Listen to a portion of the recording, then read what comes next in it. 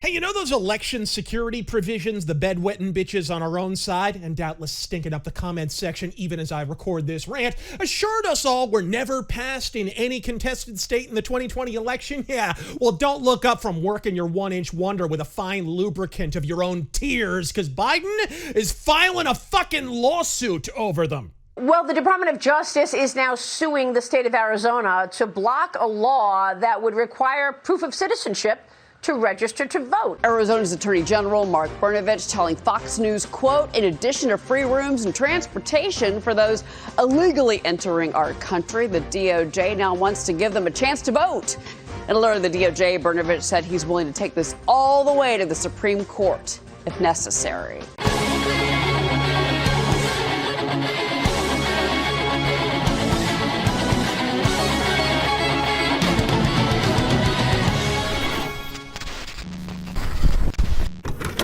So, according to the black-pilled pinko enablers theoretically inhabiting our own side, the election security laws that totally weren't passed are totally not being challenged by a president who totally isn't threatened by them about an election he's going to steal anyway. I'm gonna say this once for the record and then sally the fuck on down the road to treat with those who don't suffer from terminal cancer of the personality. I have more contempt for the black pillars meandering in our midst, sapping our mental strength and intent on stirring us all to inaction than all the Bolsheviks at Berkeley full fucking stop. And confronted with the existential dilemma of whether to expel one or the other out an airlock in the eternal vacuum of space, yeah, bitch, the black pillar'd be bebopping down Orion's belt by the time the door hatch was within reach. I am in full fuck deficit with you dipshits. You actually owe me fucking fucks. So what precisely is this all about? Everyone else asks. Well, all the way back in March, a provision was passed in sunny Arizona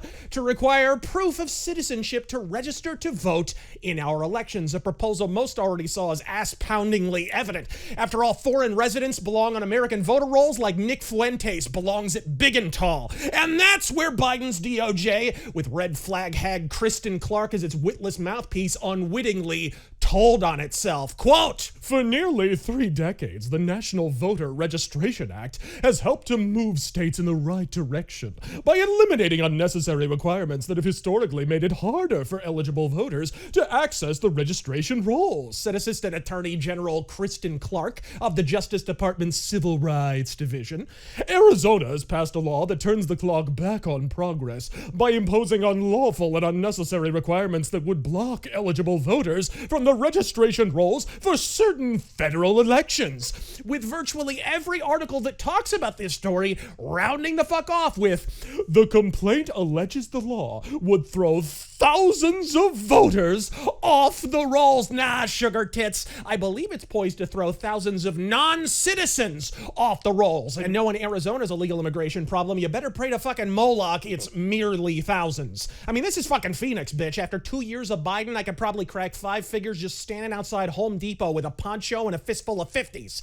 To claim basic citizenship is too high a hurdle for American voters is not only to ignore the much higher bars set by European and South American nations Democrats would very much like us to emulate in every other governmental respect, but by the self-same logic, the merest trip to the DMV would be disenfranchisement cubed. Look, this is all about one thing. You know it. I know it. Biden may not know his name or even who won World War II, but someone around him sure as shit knows that if the illegal voting spigot starts to sputter, so do Democratic prospects after 2022. And here's the hilarious part. As all the alphabet networks eagerly point out, 2004's Protect Arizona Now initiative was already put before the Supreme Court and had key elements of the law, which also allowed election officials to check citizenship status, struck down. The problem?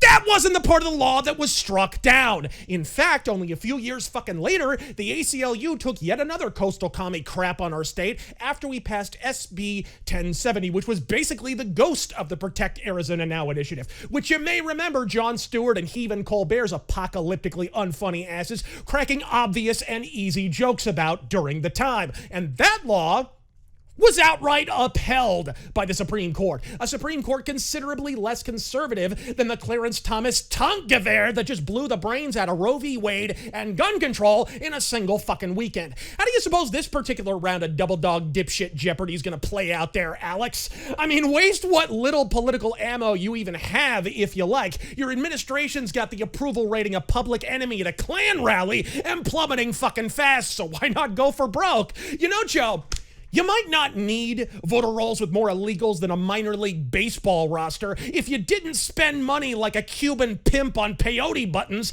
and rely on asshole celebrities to lead on your socio-political agenda. Though in fairness, some celebrities seem eminently qualified to weigh in on the contentious issues of our age. I mean, I for one consider Chris Brown to be the vanguard of the pro-choice movement. He certainly gave Rihanna reproductive rights and lefts. Razor Fist, God fucking speed. Objection, no